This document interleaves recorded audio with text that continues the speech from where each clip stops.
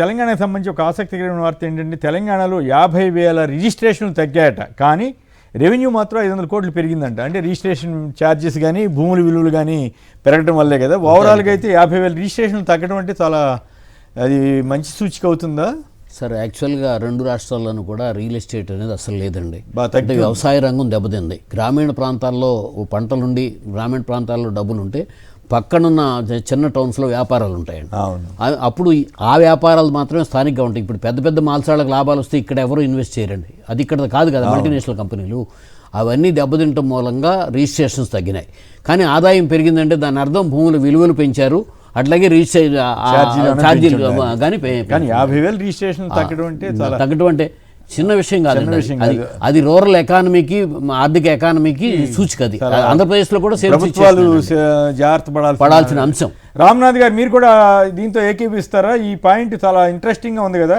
Registrations in Telangana down by 50,000 but revenue up 500 crores అని అంటున్నారు. మీకేమనిపిస్తుంది? సంక్షిప్తంగా మీ కామెంట్ చెప్పండి.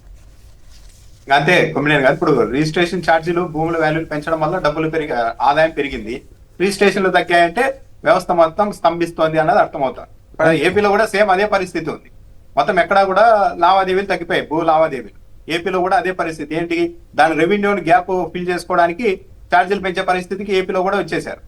ఈవెన్ అమరావతిలో కూడా అదే పరిస్థితి ఏర్పడింది. సరే, చంద్రబాబు నాయుడు గారు వస్తే రాష్ట్రం మొత్తం ఎలా ఉన్నా అమరావతిలో ఏదో భూమి ఉంటుంది అనుకున్నారు, కానీ అక్కడ కూడా అదే పరిస్థితి ఉంది అంటే ఆలోచించుకోవాలి ప్రభుత్వం. ఎక్కడో విధానపరంగా ప్రజల్లో కానీ రియల్ ఎస్టేట్ వ్యాపారంలో కానీ నమ్మకం లేదు ప్రభుత్వాల మీద అన్న అభిప్రాయానికి అయితే అవకాశం ఏర్పడుతుంది కొమ్మినేని.